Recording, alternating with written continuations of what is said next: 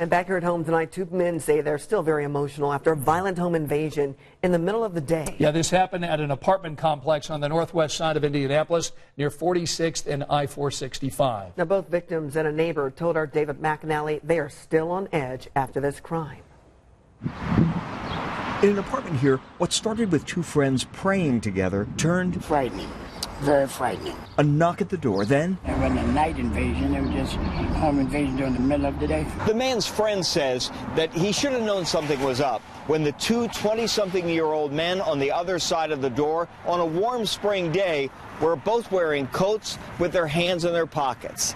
The men asked if the guys in the apartment were selling drugs. We didn't do that, we told we were Christians. Then I showed him my cross around my neck.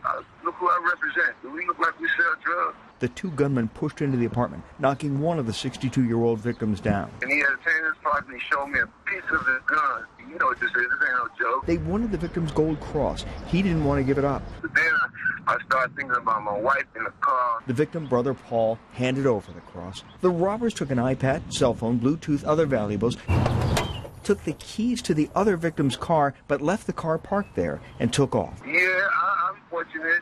You know, we all got a number, but I'm very fortunate because there's some things I still got to do in life. At Scarborough Lake Apartments, they've seen fatal shootings, assaults, cars, an apartment shot up. Somebody tried to break in my apartment. And when it touches a friend and neighbor, it really hits home. Be more watchful about what's going on around my surroundings. Call tips to Crime Stoppers. David MacAnally, Channel 13 Eyewitness News. We had